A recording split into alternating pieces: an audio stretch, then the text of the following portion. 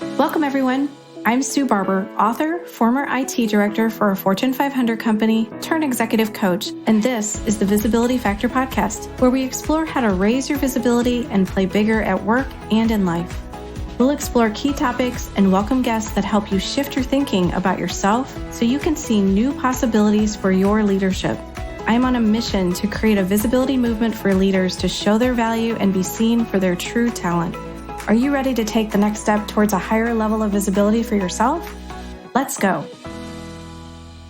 The Visibility Factor podcast is brought to you in part by the 90-Day Visibility Breakthrough Accelerator Program. Do you believe deep down inside that you can have a bigger career, but you don't know how to get there? You can keep doing what you're doing, but what if there is a better way that could accelerate your progress? This 90-day program is a powerful experience that is unique to you and provides dedicated time to focus on your specific challenge. It gives you the time to develop big ideas and plans to execute them, including the tools, resources, and motivation needed for success. Hundreds of clients have used this same program to take them to the next level in their career and to create a better life. Join me in a 90-day experience that focuses on challenges like creating a strategic plan, how to lead an organizational change, or prepare for a career transition. This dedicated time will help you see new possibilities, recognize your strengths, and take away key insights that can be leveraged immediately.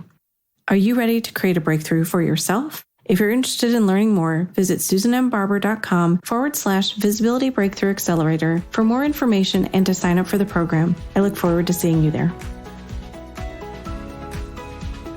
Hello, everyone. Welcome back to the Visibility Factor podcast. This is Sue Barber, your host.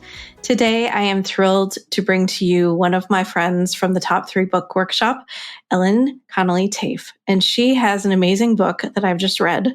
I'm so excited for you guys to read this book because there's so many similarities in some ways to my book, but she comes at it from such a different perspective. And I just love the stories and everything she included. So it's called The Mirrored Door. And I'm so excited to have you here, Ellen. Welcome to the show. Hi, Sue. Thank you so much for having me. I'm really excited to be here and have this conversation. I am too. So why don't you give just a quick bio of yourself and what you're doing, because you're doing other things besides becoming an author. And I think those are also fascinating. Great. So I am a clinical associate professor at Kellogg School of Management. I'm in the Management and Organizations department, and I teach a leadership class called Personal Leadership Insights, and I run the Women's Leadership Program for MBA students. I also serve on 3 boards, and I'm an executive coach. I do that as part of the class as well. And I do this after 25 years in corporate America, working primarily like you in consumer packaged goods. I worked for Quaker Oats and PepsiCo for more than 2 decades, and also worked for Royal Caribbean and Whirlpool Corporation. Wow. Like, just hearing all of that is amazing. It's just amazing. And the stories that you share in the book are so impactful because I definitely resonated with some of those situations that you went through. But we'll get to those in a few minutes. I would love for you to share a little bit about who the book is for, what the book is about, and how you came up with the name. Sure. So the book is called The Mirrored Door, Break Through the Hidden Barrier That Locks Successful Women in Place. And I got to it basically, I was writing for and talking to groups of women that aspire for more in their careers, but sometimes feel like that's not happening for them. Perhaps they feel stifled or stuck, or somehow they're like your audience, not feeling as visible as they want to be. So that was really my audience. And as I think your audience knows, we both have worked with AJ Harper. And as I worked with her as I was preparing a TEDx talk, and as I was describing this dynamic that I saw in my MBA students and in myself, to be honest with you, I was describing how when opportunity is right in front of us, whether that's raising our hands in a classroom or speaking up in a meeting or going after a promotion, that we reflect inward with some self-doubt and begin to hesitate and incorrectly think we're not ready or we're not worthy enough, and busy ourselves doing a lot of habits that we learned growing up and that were successful for us. And as I talked to AJ about this, I said something like, it's as if it's a mirror door, in a word salad of lots of other stuff. And AJ, being so brilliant, was like, what was that thing you said, that mirror door? Tell me more about that. And the idea there was just that, like, we reflect inward and we don't open the door. We do what we've always done before. When it's a door, not a wall, and we can open and walk through, just like a lot of guys do. And it's an opportunity for us to, take a page out of their book as well. 100%. Yes. And some of the stories that you shared, I just thought were fascinating. And I think the audience would really resonate with. One of the initial stories you talked about was a marketing director wanting to be a CMO and trying to move up the ladder, but couldn't figure out, like, she seemed to be in favor and was the next heir apparent to the role. And then all of a sudden something changed. And I thought that story was really fascinating because it happens so often. It's almost like the carrot is dangled for the person and the person thinks, cool, this is great. I've got it. I'm in. And then something shifts. So would you mind just sharing a little bit about that story and how you helped her think about that differently? Sure. So she was a coaching client, and I change all the names and situations. Right. And I only include stories when I've seen other patterns with that too. But in this case, like so many others, or myself as well, she thought she was getting the CMO job. And all of a sudden, she started to see less time with her boss. Another person appear joining in and adding a little bit critical comments in key meetings. And she also felt herself questioning, am I being paranoid, or is this really happening? And I'm suddenly the heir, apparently not. And she was really relying on only showing up in this perfect way. So it was a clear example of she was holding back. And to be the CMO, you got to take risks. You got to confront conflict. You have to be able to deal with a lot of different things. And she was relying on what always worked for her to get as far as she had, which was showing up perfectly, the perfect presentation. And she was exhausting herself doing that as well. And not having the comfort to ask for, where does she stand? And so she, she started to ruminate. And, some of the things we worked on was, how can you set up courageous conversations to truly know where you stand? How can you also do some things like understanding when is a presentation so high stakes that you need to have it be as strong or as perfect, or when can you go in with, I got 3 ideas here, can you give me some input? And she was not doing any of that and exhausting herself and stressing herself out. Right. And so that's what she sort of moved into being able to do. She eventually, the person I'm thinking of, eventually left the company to get that CMO job somewhere else. But it was a lot of, a difficult time for her. And she never really knew, was she going to get the job or not? They told her she was afterwards, but she didn't really believe that, and looked for validating signs that she wasn't versus validating signs that she was. Wow. I mean, it just kills your confidence a bit too, to see that happening. Absolutely. And seeing that now they're listening to someone else and not to me. And yeah, oh my gosh, I can think of so many situations where I've seen that happen to people. So you talk a lot about in the book about cultural expectations, a lot of societal things that have happened. And you quote some really interesting numbers around kind of equity and pay, and how we've progressed a little bit, but we still have a long way to go. I'm thinking of the number of years the UN said it would take before we actually get to parity, which is like 274 years or something like that, which stuck out to me in a big way. I'm like, oh my gosh, that's so far away. And it's not going to change. It's going to keep going up, I assume, to some extent, because the numbers are not going to change for men necessarily. So I'd love to hear you talk about that too. Yeah, and that's a global number, but it's still something like in the 2050s for us in the United States as well. And so, there's this equitable from, we think maybe that's compensation, which certainly is an issue, but it's also getting a higher percentage of women at all levels in organizations so that we can also impact the cultural changes. I mean, we all know we're working in business hierarchies and situations that were really created for the 50s, for an outdated time. And quite honestly, regardless of gender, I think we're ready for something different. And I think women can be part of making that happen. Men can too. I think that the numbers show that we have a long way to go.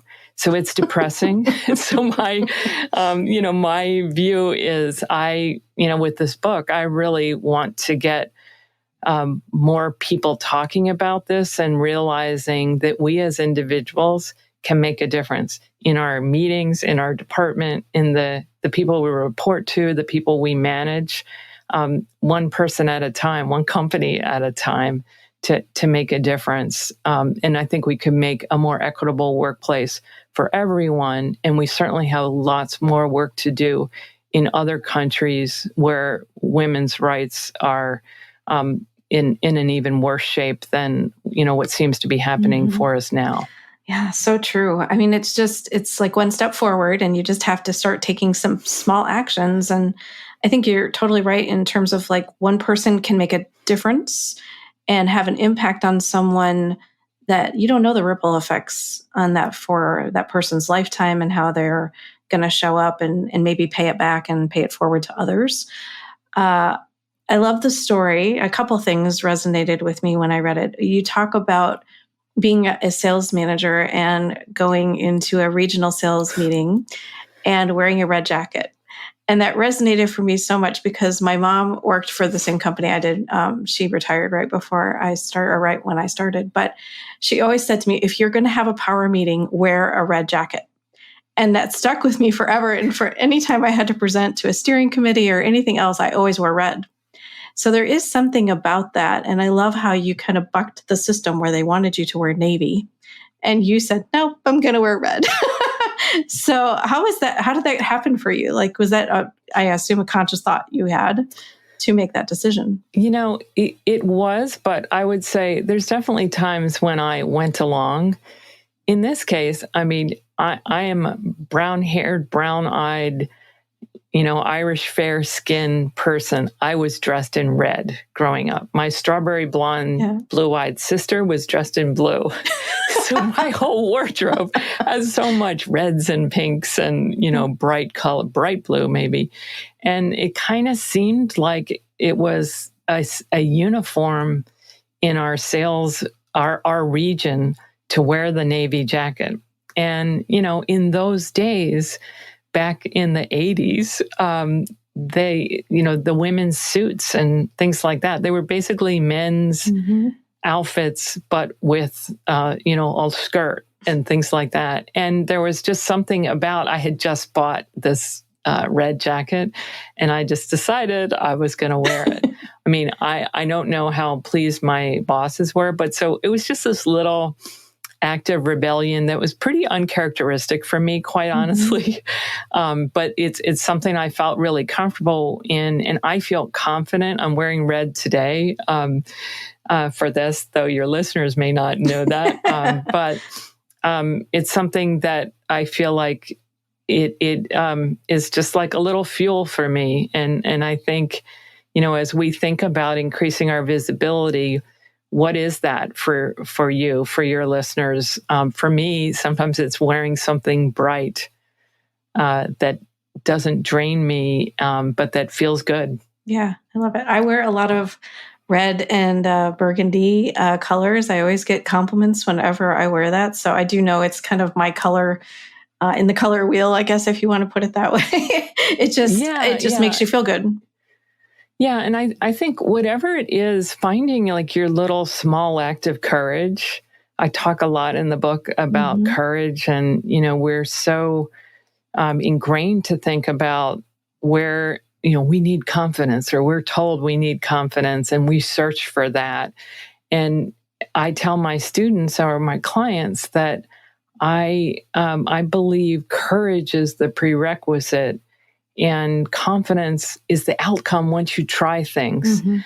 So I think it did give me a little bit of confidence. It was a little way to be a bit more visible and to not be like all the men. And in that situation, I was the only female district manager at the time.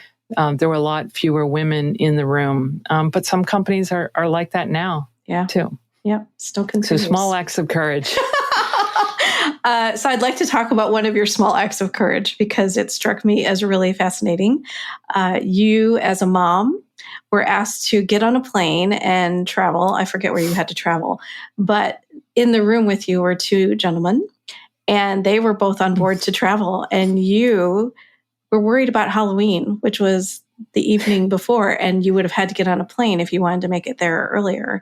So I love what you did. Would you share just a little bit about that story and what you did that really demonstrated courage for not only yourself, but for the men in the room? Sure. So, first of all, I love Halloween. And I was in a meeting room with two other men, great colleagues, and we were newly acquired, and the people we reported to were in another city and asked us, okay, let's start with breakfast at 6:30 or 7 on November 1st. And I immediately am thinking, no way.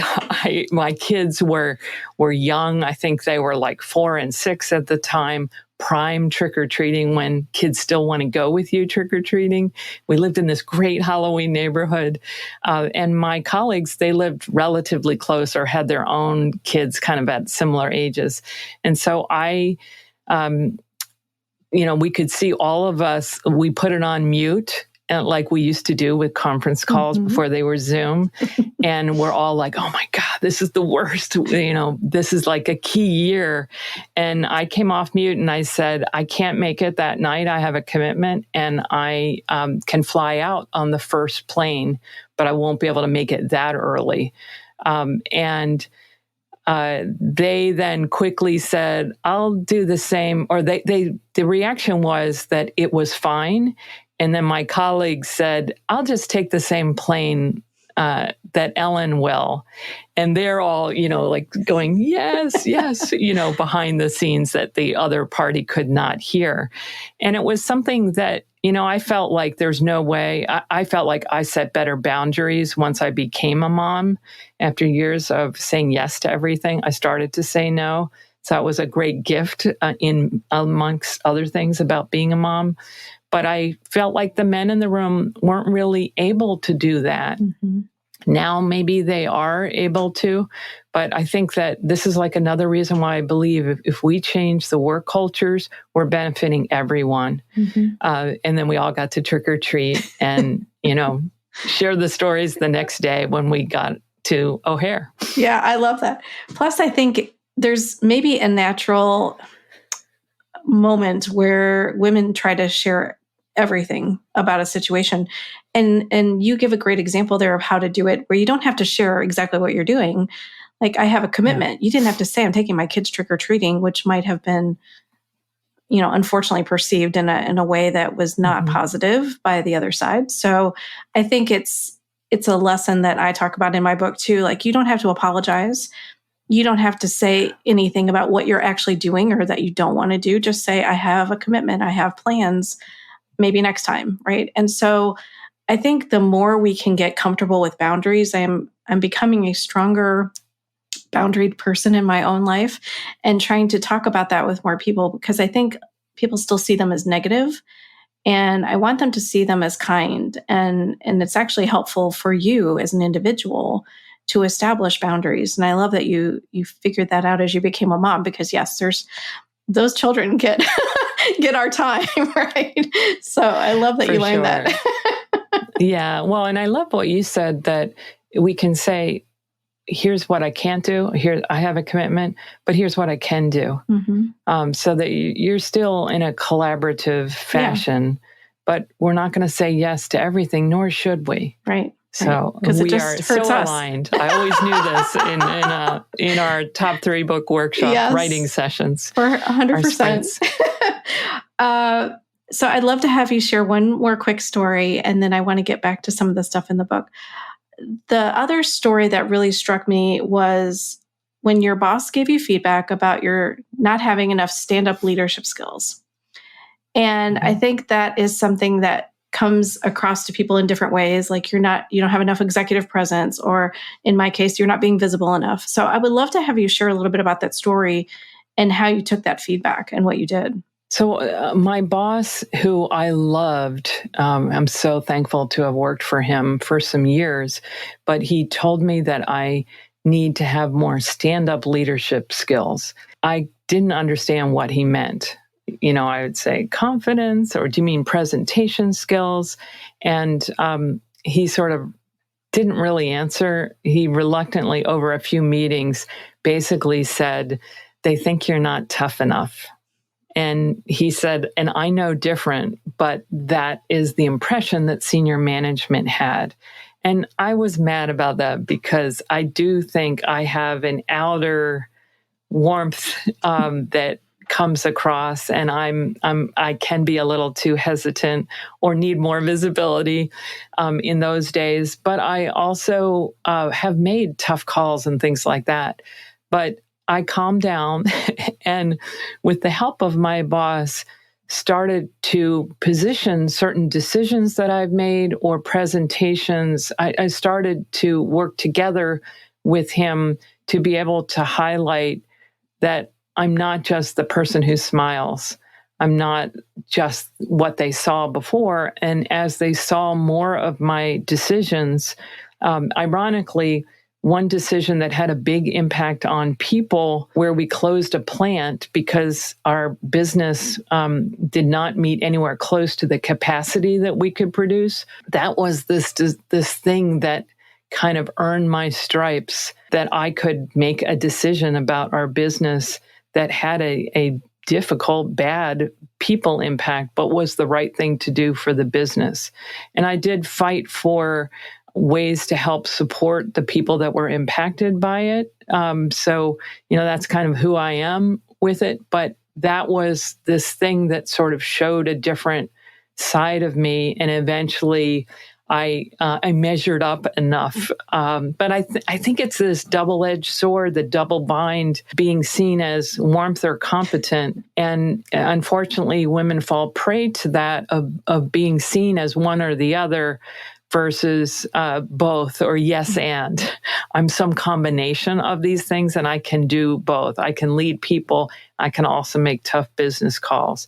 And eventually I did get the VP job, but it was later than I thought and later than some of my peers. And I think that we have to know where we stand. My advice to people is to, as I say, know the book on you.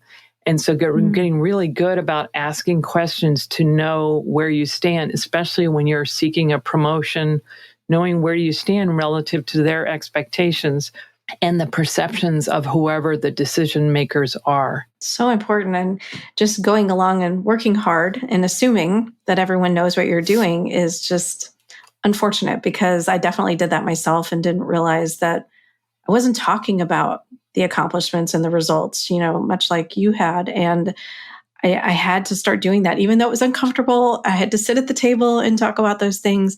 And I love what you said about being kind of the competent versus the nice and the warmth side, because they can go together. And I think that's where I really think women have an edge in some ways, because you can build strong relationships that get things done, that allow things to move forward when maybe there's obstacles.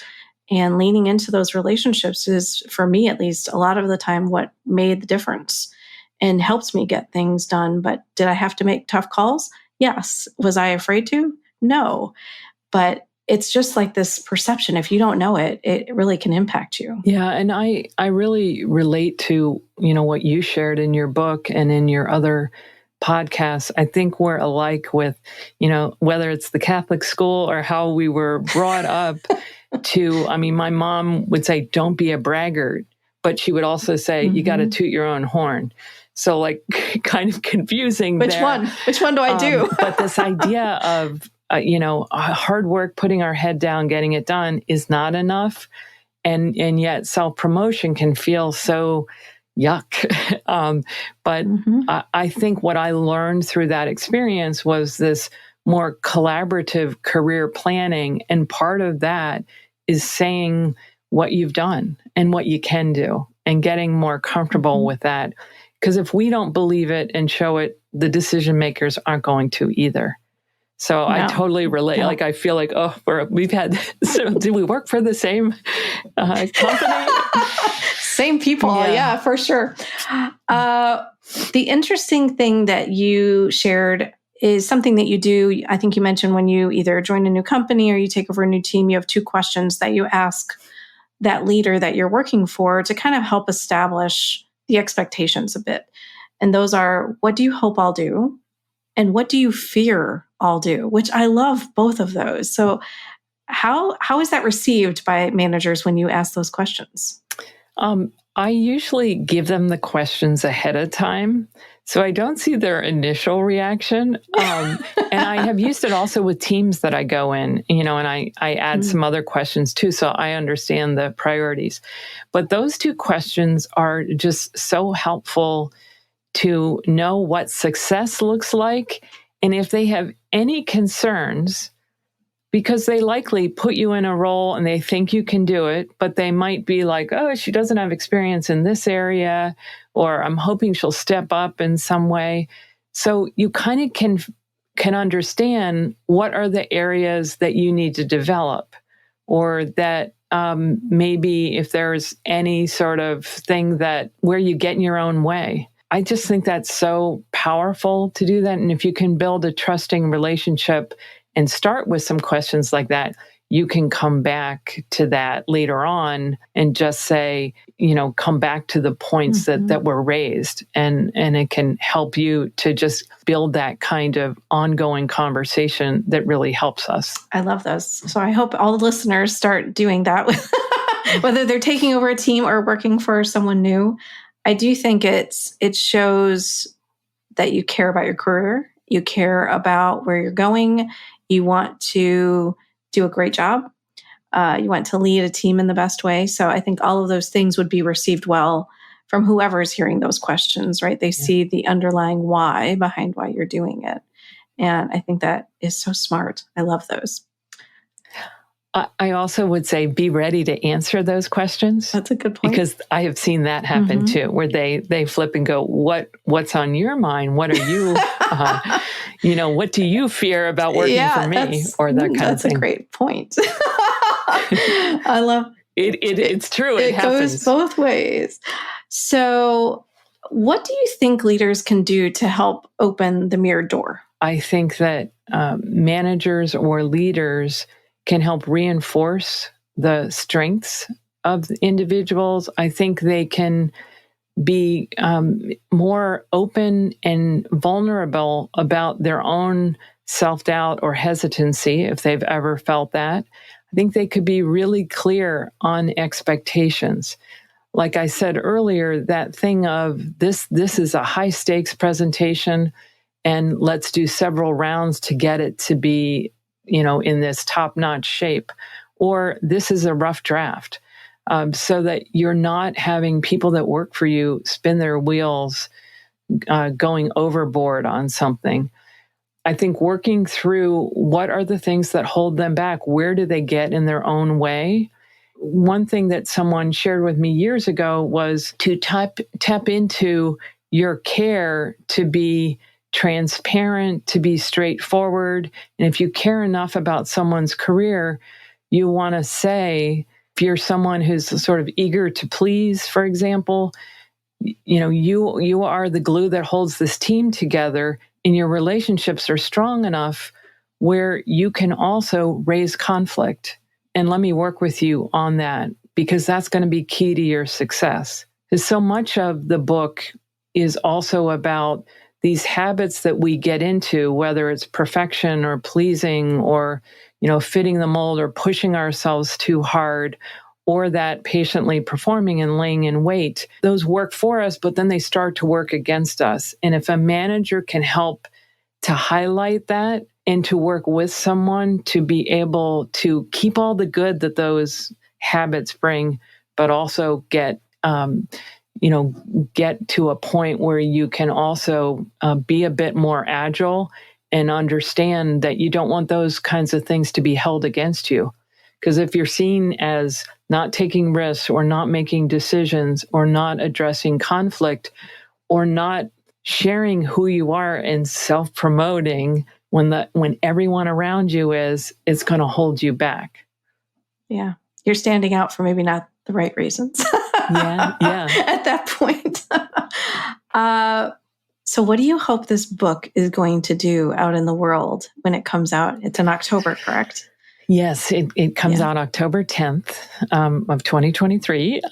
And I hope that it generates conversations. I hope that it helps people reflect. I have takeaways and journal prompts in every chapter. I also have those manager considerations in these success factors that also can sideline us. And I hope that it helps women take small steps of courage, to take action, to open the mirror door, and to realize that there's a lot in how we were raised and how society reinforces for us that contribute to us feeling like we are not ready or not worthy or need to do more of take another class or, do something else before we can take action. So I am absolutely thrilled when an advanced reader says, after reading that, I went for it on something and it worked out fine. Like that is the greatest gift to me because that is what I want people to realize and to be able to go for it more often. Yeah, it's the thought about doing it that is so big and scary and holds you back. And I love just the way that you frame actions. I love the prompts that you had at the end of every chapter. I think that is so helpful to kind of have reflection, before you move on to the next thing. Like, where are you in this now that you've learned this, or now that you can see you're not alone, that other people have been through this situation too. And I think the more we can talk about it, I think for a long time, those were things that were never talked about, right? That I struggle with moving ahead, or I don't know how, and it was seen as weakness. And I think the more vulnerable we can be and share these stories with other people so that they know that there's a way through this, that you can absolutely do it. You might need some help, and that's okay too. But you can absolutely get there if you really, really want it. Yeah, and I love that you shared that you're not alone. I mean, that is another big point of the book. I mean, to be sure, we may be locked out by outdated workplace cultures or biases or other things or, not having certain opportunities, but we also might be locking ourselves in. And it's not just one individual. It tends to be much more common than we realize, but we sit alone and thinking that it's just us, and it's not. Yeah. Just like so much of what you covered with imposter syndrome and all of that, throughout your podcast and book. Yeah, it's the hardest part to get through, right? Because everybody else says you're wonderful and then you don't believe it. So you stay stuck. So the acceptance of who we are and that we're unique and wonderful and amazing right now, just as we are. If everybody could just start to think that way, I think we would just be able to take more action. So if everybody takes that message away today and reads Ellen's book, I know that you're going to feel that way because it comes across not as hopeless at all. Like, you come across very hopeful in the book, and the things that you've seen that people have been able to do because of what you've done and what you talk about, I think are going to make such a difference for women and men who read it and understand more about what's happened culturally and in our past that have contributed to where we are. I agree. I am very helpful because I think that, so often I think we all feel like I've had it feeling this way and I want to go for it. And my hope is that that's what people will do. as a result of this book. I'd be thrilled. Yes. Well, I think you're going to get plenty of people telling you that after they read it. I absolutely think so. I think that. So I'm going to transition us into what I call the Rise Up and Be Visible quick tips, which are 4 questions that I ask every guest. So the first one, visibility is, if you can fill in the blank and tell me why you chose that answer. Visibility is the courage to know, show, and bestow yourself. And so the thinking there is knowing yourself, reflecting on what your strengths and values are, what you're up for, and showing is really having the courage to raise your hand or raise your voice. And bestow is, it's some of the things that you've said on your, other podcast episodes of just this thinking of my sharing of myself, my becoming more visible, my opening the mirror door is a gift to others. And maybe I have a great idea. Maybe I spark someone else's idea. Maybe I model the way, but I'm learning. And that is a gift to everyone I work with as well. Mm-hmm. And they just connect with you more because of that, because you're being vulnerable and sharing that you're not perfect. You don't have all the answers all the time. And I think people need to see more of that. And we don't, in the perfect world of social media, we don't always show that. So, oh, for sure. The more we could do that, the better off I think everyone would be. Exactly. Okay. So what are you doing to be visible? Well, right now I've gone from the more solitary writing a book to now marketing the book. So that's a whole new challenging experience to put myself out there, to, elevate LinkedIn and all of that. I think I am just trying to get the word out and also talking to groups. I'm, scheduled to talk to corporations and some women's groups and things like that. And that for me, like I used to sort of set a goal of, I'm going to speak up early in this meeting, and then I was told once, you're hiding your light under a bushel. And I then took a class on storytelling and signed up to do this TEDx talk and was like, oh my God, when I got it, like, what did I do? And so I think I'm just always trying to make myself more visible, which is why I was so excited to be invited on your show, because it's hard for me. And I'm opening the mirror door with this book. Well, if it's any consolation, it's hard for me too. It's just, we just have to keep going. We just have to keep taking action. What is the best leadership or career advice you ever received? The one that's really present for me now. So this is a quote from Katie Orenstein, who runs the Op-Ed Project. And the quote is, if you say things of consequence, there may be consequences. The alternative is to be inconsequential. And it was about trying to write, and whoever writes op-eds tells the stories, tells the history. And there was something about that it felt like it characterized me, my long-term efforts to be more, vocal and visible in meetings.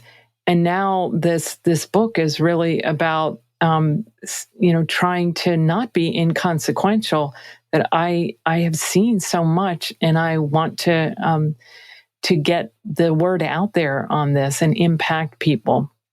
So that's sort of very present for me now. I love that quote. I think everybody should have that in front of them on a regular basis.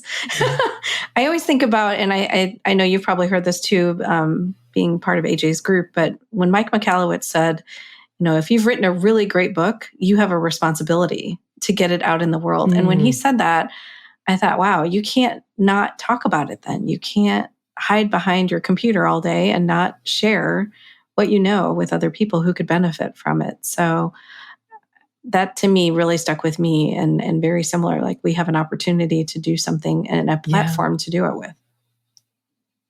Yeah. And I think I feel like I'm sort of in the legacy part of my career, and I so much want to make a difference. and I spend my time doing things where I can make a difference. So that quote just so speaks to me. Love it. Okay, last question. What's a book that maybe you've read recently that you would recommend? My book is The No Club, and it's by Lori Weingart and two co-authors like Linda Babcock. And it is written for women to make sure they're not taking on too many what they call non-promotable tasks, or some people call it like the office housework, planning the Christmas party or some of the things that we take on. And it is about, forming connection with other women and setting boundaries. And also, some of these things we take on, if it's related to performance and can help us get promoted, then that might be something we want to do. If it's not, we should do it if we're passionate about it, but not be assumed to take it on. And it's fascinating research and stories. We had her speak at Kellogg in the spring quarter, and she was so good. It's such a great book, The No Club. I love that because I think I've been there where you're in the meeting and Sue, would you take the notes? I'm thinking, yes. Okay, there's 18 other people in here. Why am I taking the notes, right? So I do think that's true. And I've seen that repeatedly happen. And so I'd love for everyone to share in the note writing and all of the things, and not just take on these traditionally maybe female opportunities that they've seen others do in the past. Yeah. And it's both expected of us and we do it. Yeah. Too. So we perpetuate it. And so it's a very illuminating book. And I highly recommend it. I love it. Okay. I will absolutely share it with everyone in the notes as well as that quote. I love it. Where can people find you if they want to connect with you or learn more about the book? Sure. Well, I'm very active on LinkedIn, and my website is ellentaaffe.com. My last name, love my husband, not necessarily his last name, but it's spelled Taaff, as in Frank E. Nice. So ellentaaffe.com. ellentaaffe.com/The Mirrored Door is the book page. /10 tips is also a list of 10 tips I wish I knew earlier in my career. And I have a newsletter and all of that. So you can find it all on the website. Awesome. Well, I will share all that with everybody. And I just want to thank you for coming on. I am so excited for your book to come out. I had glimpses of it along the way, and to know that you and I were on a similar journey to get our books out. Oh, look at that. I have an advanced copy and yours. So I was like, show them both. I had to show them. Oh, I love that. Thank you. Thank you for that. And always being a supporter of me and what I'm doing, and happy to do the same for you, because I think what you are sharing in this book is so important for anyone to read, but especially women. Well, thank you, Sue. And you were ahead of me in the top 3 book workshop, and we're always such a role model. I think because we had, the Chicago CPG, Catholic school, all those kinds of similarities. But you gave me a lot of courage to stay with it, which we all have to do when we're writing a book. So I really thank you for that, and such a delight to be here with you today. Oh, well, thank you. I didn't know that before we talked earlier. So anything I can do to help people write books, I'm happy to do. And I love that you were on the show, and so excited to support you. So thanks so much for everybody joining today on the Visibility Factor podcast, and we'll catch you on the next one. Thanks so much for listening to the Visibility Factor podcast. Remember that visibility starts with small steps that are intentional and consistent each day. Be bold, be visible, be the leader you were meant to be. Find us and subscribe on Apple Podcasts, Spotify, and wherever else you listen to podcasts. Follow us on all of our social media platforms, which are highlighted in the show notes. Thank you for listening, and we'll see you next time on the Visibility Factor podcast.